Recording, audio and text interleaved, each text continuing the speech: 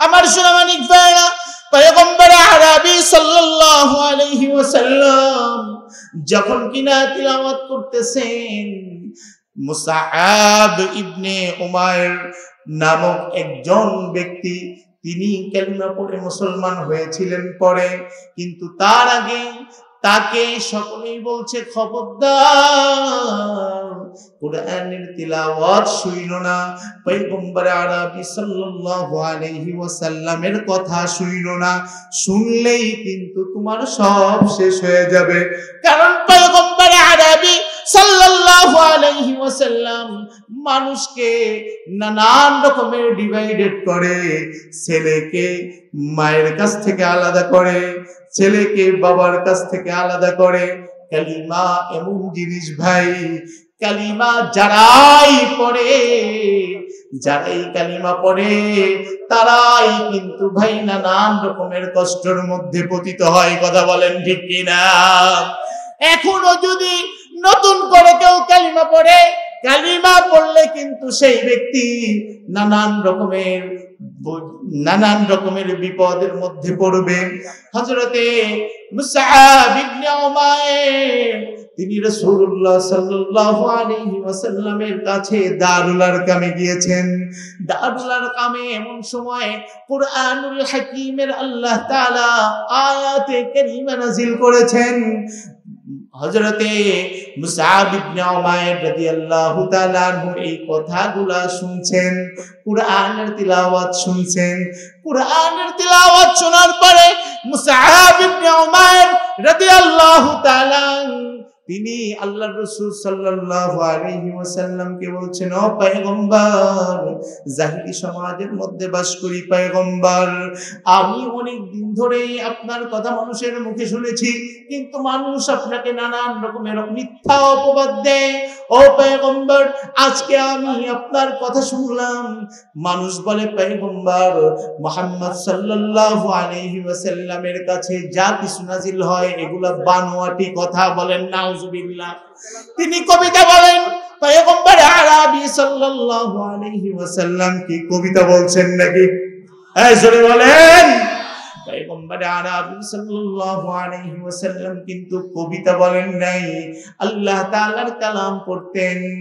মুসআব ইবনে উমাইর রাদিয়াল্লাহু তাআলা বলে, পয়গম্বর, এতদিন শুনেছি আপনি কবিতা মানুষকে শোনান, কিন্তু আজ আমি নিজ কানে শুনলাম এটা কবিতা নয়, এটা কোনো আবৃত্তি নয়, আপনি কোনো জাদুকর নন, আপনি এত চমৎকার মানুষ, আপনার উপরে যা কিছু নাজিল হয় এটা আসমান থেকে নাজিল হয়।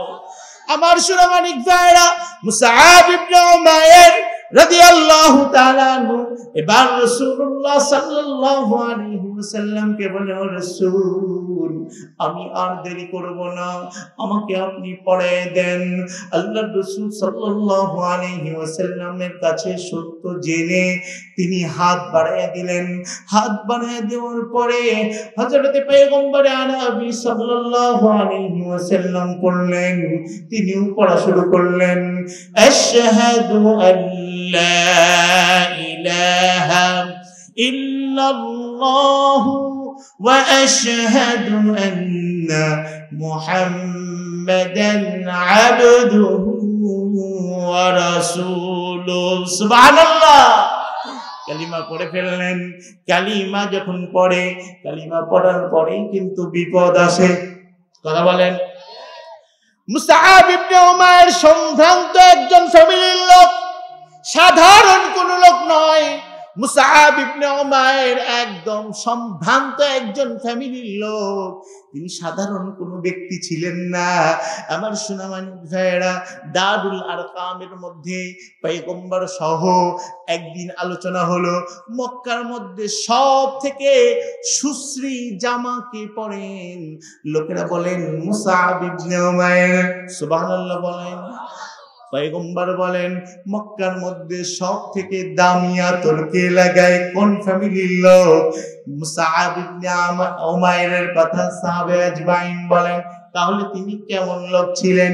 এই মুসআব ইবনে উমাইর তিনি আল্লাহর রাসূল সাল্লাল্লাহু আলাইহি ওয়াসাল্লামের কাছে কালিমা পড়ার পরে আল্লাহর রাসূল সাল্লাল্লাহু আলাইহি ওয়াসাল্লামের কাছে যখন কালিমা পড়লেন, কালিমা পড়ার পরে এবার মুসআব ইবনে উমাইর বলেন, ইয়া রাসূলুল্লাহ, আমি এখন বাড়িতে যেতে চাই, আমার মাকে জানাইতে চাই আমি সত্য ধর্ম ইসলাম গ্রহণ করেছি। আমার সোনামানিক ভাইরা,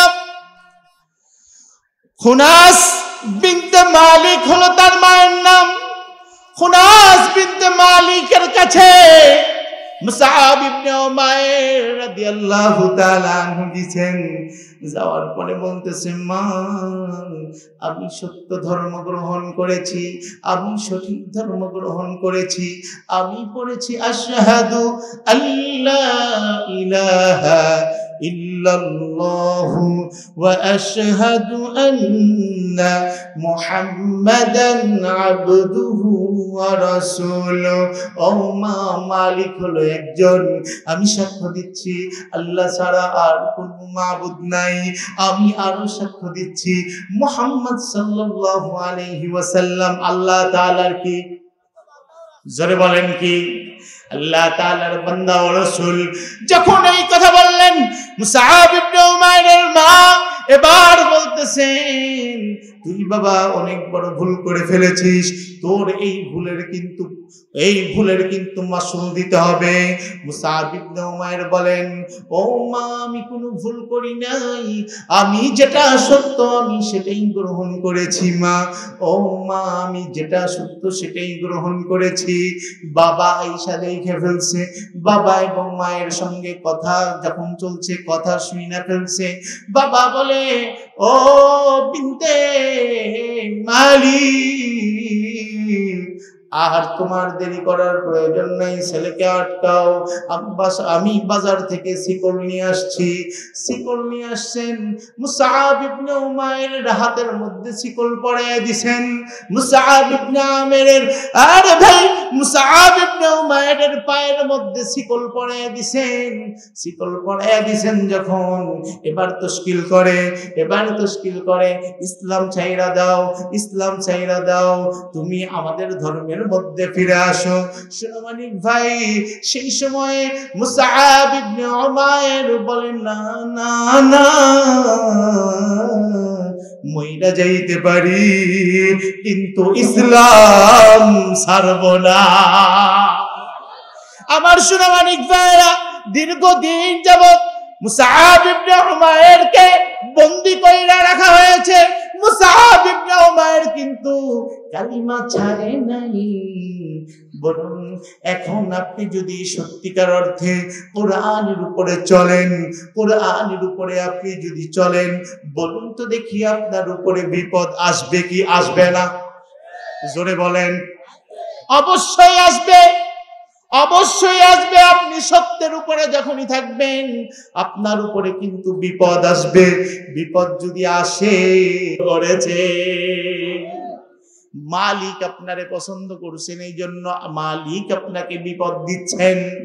কারণ আল্লাহ সুবহানাহু ওয়া তাআলা কুরআনুল হাকীমের মধ্যে অন্যত্র বলছেন, ওয়ালানাবলুওয়ান্নাকুম বিশাইইন মিনাল খাউফি ওয়াল জু'i ওয়া নাকসিন মিনাল আমওয়ালি ওয়াল আনফুসি ওয়াস সামাওয়াত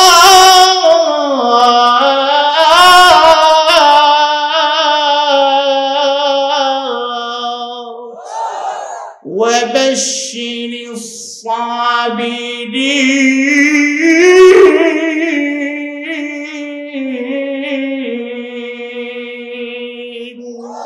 কার কথা?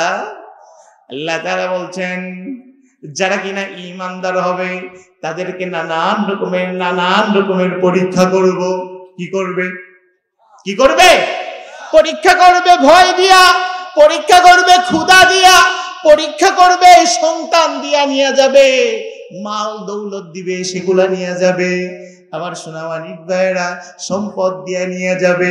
আপনি যদি ওই সময় ধৈর্য ধারণ করতে পারেন তাহলে আপনি হলেন সচ্চা মুসলমান। আমরা কি সচ্চা মুসলমান হওয়ার জন্য তৈরি আছি? তৈরি আছি? বাধা আসবেই দিন প্রচারের জন্য। বাধাকে উপেক্ষা করে আমরা সামনের দিকে আগায় যাব, পারবো না ইনশাআল্লাহ? আরেকটু জোরে বলেন পারবো কিনা?